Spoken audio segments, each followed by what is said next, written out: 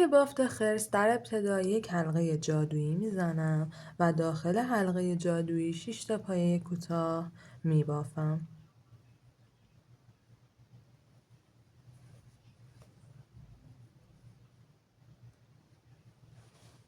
6 پایه کوتاه که داخل حلقه جادویی بافتم، نخ حلقه رو میکشم تا حلقه بسته شه و از یک نخ با رنگ دیگه به عنوان نخ نشان استفاده میکنم. برای بافت رج دوم داخل تمام پایه کوتاه هایی که دارم 2 تا پایه کوتاه میبافم.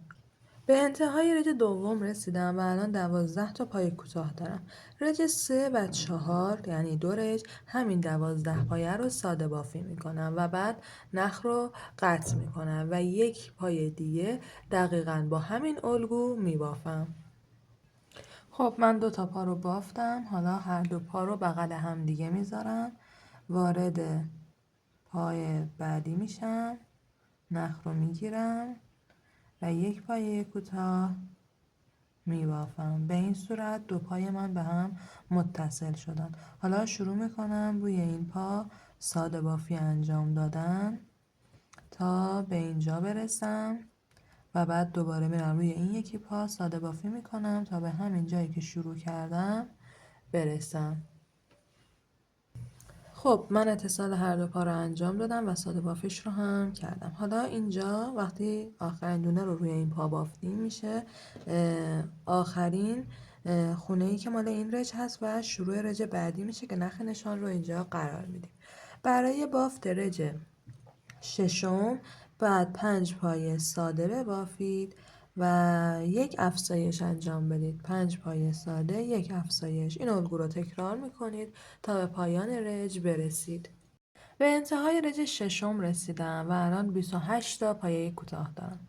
برای بافت رج هفتم 6 پایه ساده می بافم، یک افزایش انجام میدم. این الگو رو تا پایان رج تکرار میکنم. به انتهای رج هفتم رسیدم. حالا رج 8 تا رج 12 یعنی 5 رج همین 32 پایه‌ای که الان دارم رو ساده بافی انجام میدم. تا رج 12 من ساده بافی ها رو انجام دادم. برای بافت رج 13 در ابتدا یک پایه ساده می بافیم و یک کاهش انجام میدیم.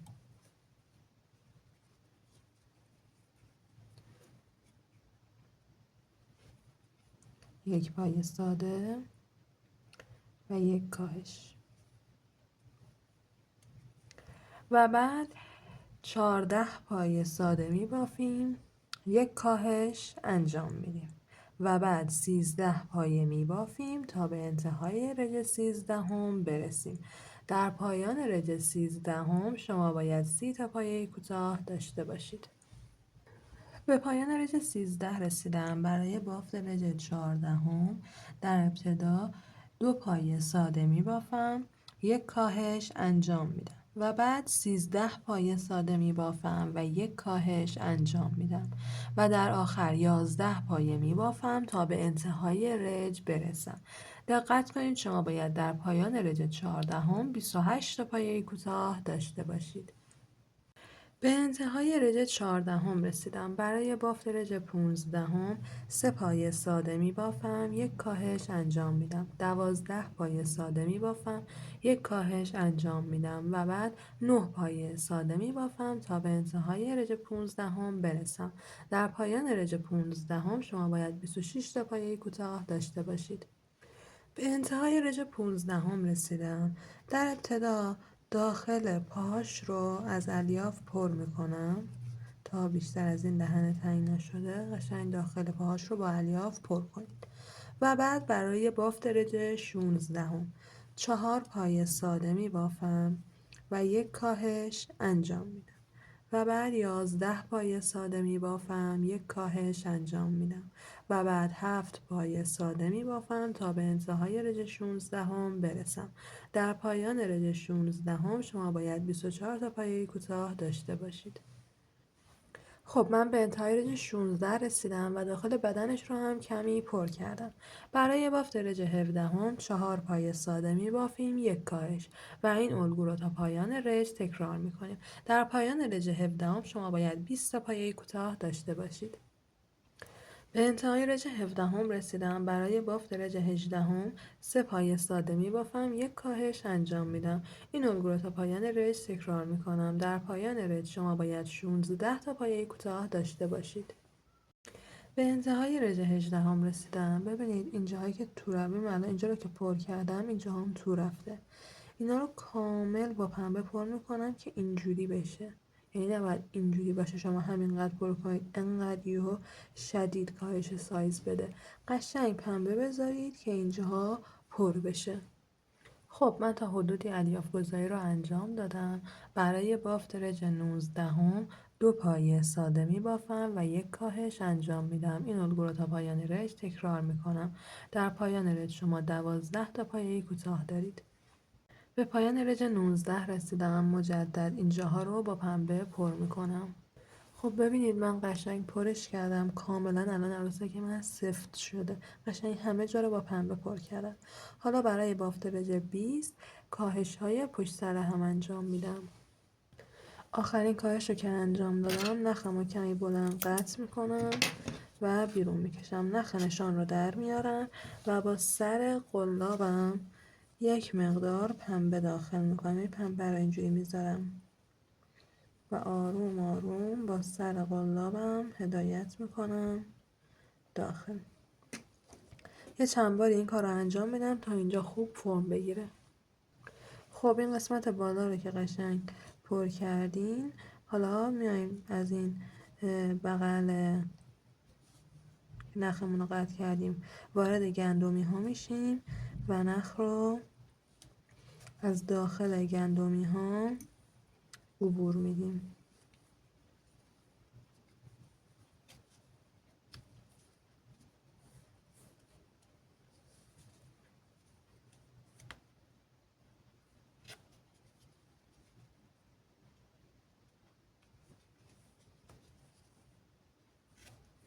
و بعد نخ رو میکشیم تا بافتمون جمع بشه. نخ رو میبریم و داخل بافت پنهان میکنیم.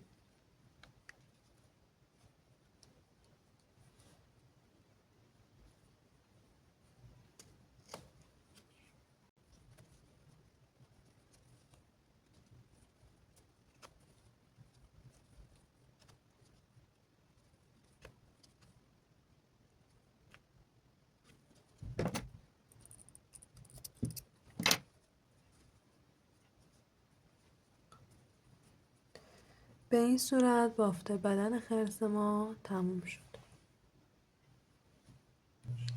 برای بافت دست‌های خرس در ابتدا یک حلقه جادویی میزنیم و 6 پایه کوتاه داخل حلقه جادویی میبافیم و سپس 4 رج همین 6 پایه رو ساده بافی میکنیم.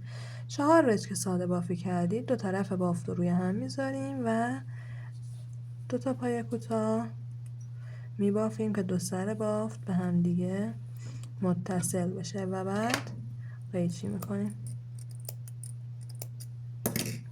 نخ رو بیرون میکشیم و داخل دست پنهان میکنیم. شما نیاز دارید یه دست دیگه هم با همین الگو ببافید. برای بافت قسمت گوشش در ابتدا یک حلقه جادویی میزنم و 6 پایه کوتاه داخل این حلقه جادویی میبافم.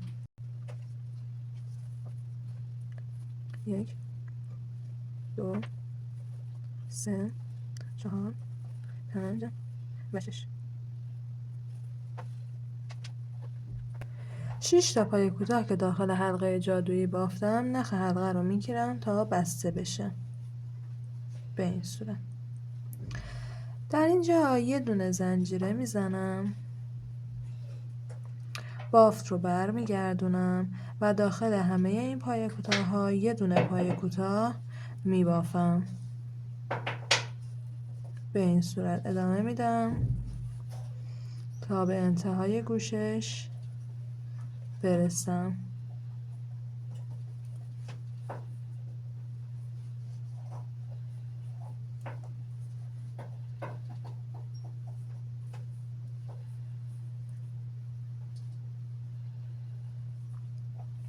آخرین پایه کوتاه رو که بافتم وارد این نخی میشم که مال اول حلقه جادویی هست که یک زنجیره میزنیم که بسته بشه. این زنجیرمون هست. یه دونه دیگه یه لوپشم این وره. یکم سخت هست واردش شدن، نه خیلی. نخ رو میگیرم و اینجا بست میزنم. نخ رو خیلی کوتاه قطع میکنم، بیرون میکشم و حالا این دوتا نخ باقی مونده رو 2 مرتبه به هم دیگه گره میزنم که نخمون در نره. خیلی هم نمیخوام اصلا گوشت جمع بشه، خیلی محکم گره نزنید. و بعد این دوتا رو قیچی میکنم به این صورت. حالا باید اینجوری به این صورت گوش ها رو اینجا بذاریم. ببینید گوش ها رو باید به گونه‌ای بچسبونین که این حالتی وایسه. یعنی وقتی چسب زدید خیلی صاف چسب نزنید، یکم به صورت اوریب چسب بزنید، اینجوری صاف نباشه، یکم کج باشه چسب رو بزنید که همینجور کج وایسه. یکم هم باید بیاد جلوتر. حالا من خیلی خوب فیکسش نکردم. به این صورت دستاش هم یکیش به حالت اینکه پایین کنار بدنشه، یکیش هم به این صورت که بعدن این قلب رو هم داخلش اینجوری بذاریم بچسبه. این از گوش و دستش که باید چسبیده بشه. حالا میخوایم براش پوزه ببافیم با رنگ کرمی. برای بافت پوزش یه دونه حلقه جادویی میزنیم، 6 پای کوتاه داخل حلقه جادویی میزنیم و بعد یه دونه بست میزنیم که پوزش شکل بگیره به این صورت.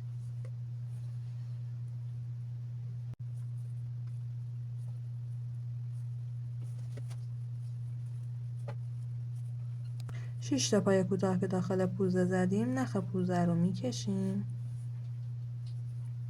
و بعد داخل اولین گندمی میشیم و یه دونه بست میزنیم به این صورت.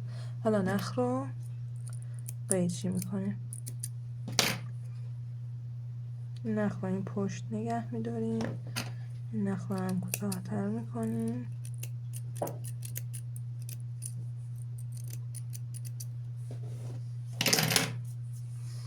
و بعد پوزش رو هم این وسط میچسبونیم براش به این صورت.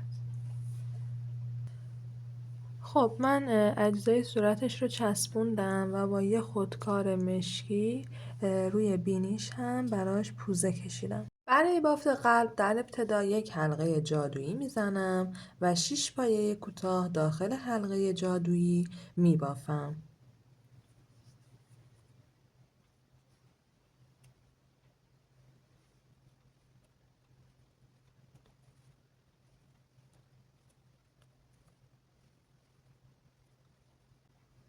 شش پایه کوتاه که داخل حلقه جادویی بافتم، نخ رو میکشم.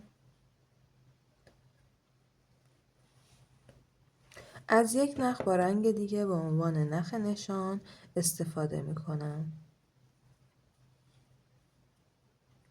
برای بافت رژ دوم داخل تمام پایه کوتاه هایی که دارم 2 تا پایه کوتاه میبافم. به انتهای رژ دوم رسیدم و الان 12 تا پایه کوتاه دارم. رژ سوم همین 12 پایه کوتاه رو ساده بافی میکنم. رژ سوم که ساده بافی رو انجام دادم، نخ نشان رو در میارم، یک بست میزنم به این صورت، نخ اول و نخ دوم رد میکنم اینجوری و نخ رو قطع میکنم با همین الگوی حلقه جادویی و 6 پایه داخلش. رژ دوم افزایش همه پایه ها و رژ سوم ساده بافی، یه دونه دیگه عین همین میبافم. دومی رو که بافتم یه دونه زنجیره میزنم، اون یکی رو میارم وارد همین دونه ای میشم که توش بست زدم، نخ رو میگیرم و یه دونه پایه کوتاه میبافم. حالا این دور تا دورش رو تا به اینجا برسم ساده بافی انجام میدم. خب یه دونه‌شو من الان از اینجا که شروع کردم ساده بافی کردم تا به زنجیره رسیدم. حالا یکی از نخهای زنجیره رو میگیرم و یه پای کوتاه روش میبافم. میام روی این یکی و اینجا هم شروع میکنم به بافت پای کوتاه انجام دادن تا دور بزنم و به اینجا برسم. خب به انتهای بافت این یکی که رسیدم روی این سمت زنجیره هم یه دونه پای کوتاه میبافم تا این نخ من خیلی بزرگ شد.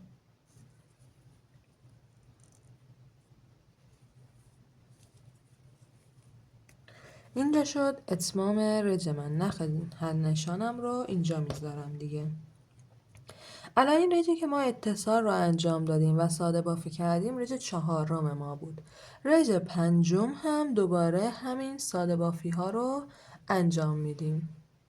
برای بافت رج 6 شما در ابتدا 5 پای ساده می بافید و بعد 2 تا کاهش پشت سر هم انجام میدید و بعد 8 پای ساده می بافید و بعد 2 تا کاهش پشت سر هم انجام میدید و در آخر 5 پای ساده می بافید تا به انتهای رج برسید.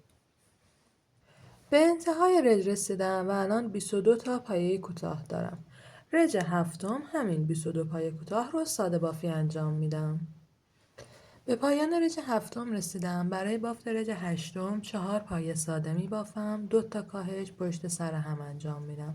6 پایه ساده می بافم، 2 تا کاهش پشت سر هم انجام میدم و در آخر 4 پایه ساده می بافم تا به انتهای رج برسم. به انتهای رج 8 رسیدم و الان 18 تا پایه کوتاه دارم. برای بافت رج 9 3 پایه ساده می بافم، 2 تا کاهش پشت سر هم انجام میدم.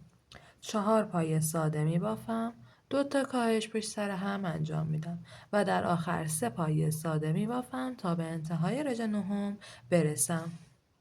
به انتهای رج 9 رسیدم و الان 14 تا پایه کوتاه دارم. توی این مرحله به خوبی داخل قلب رو با الیاف پر میکنم. خب من داخل قلب رو با الیاف پر کردم. حالا رج آخر تماما کاهش انجام میدم، یعنی کاهش ها رو پشت سر هم انجام میدم تا به آخر رج برسم. خب من دوباره این قسمت پایینش رو با سر قلابم آروم آروم با پنبه پر کردم. یعنی خیلی طول میکشه این کار، ولی اگه پر نکنید ته قلبتون شل میمونه و بافت زشت میشه. حالا نخ رو کمی بلندتر قیچی میکنم و از اینجا بیرون میکشم. شروع میکنم دونه دونه از داخل تمام گندمی ها نخ رو عبور میدم به این صورت. هی دونه دونه که از داخل تمام پای کوتاه ها رد شده باشه. وقتی از توی همه گندمی ها عبور دادم و دوباره به اول رسیدم این نخ رو میکشم. حالا توی این مرحله نیاز دارم به یه سیم مفتول که مال من 10 سانت هست. دور این سیم مفتول رو اول کاموا میپیچونم. من میخوام از رنگ سفید استفاده کنم، شما از هر رنگی میتونید استفاده کنید. این اولش رو من یکم چسب دادم که کاموا رو نگه داره و بعد شروع میکنم کاموا رو دورش چرخوندن.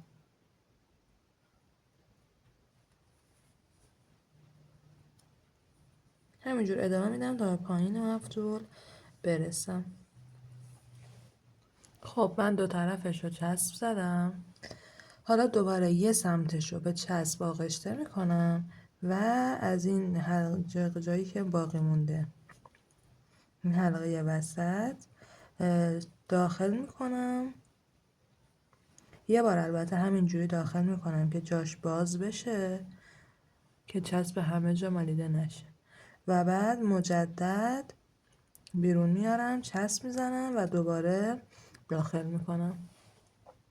الان من که چسبوندمش ببینید یه همچین حالتی به خودش میگیره. این نخ قرمزی که از بافت اضافه اومده رو میام دور تا دورش میپیچم، خیلی پایین نمیارمش ها، در همین حد چسب میزنم که وایسه. که حالا من الان بدم پیچوندم، شما با ظرافت بپیچونید که این قسمت اتصال رو کاور کنه و بعد هم نخ رو از اینجا داخل بافت میکشم. به این صورت قلب ما آماده شد. چسبوندن این قلبش هم روی دستش، این قلب رو بین دست میذارم و دستش رو اینجوری میچسبونم به این حالت. به این صورت من قلبش رو هم بین دستش چسبوندم و خرس ولنتاین ما به اتمام رسید. ممنونم که تا پایان این آموزش با من همراه بودید.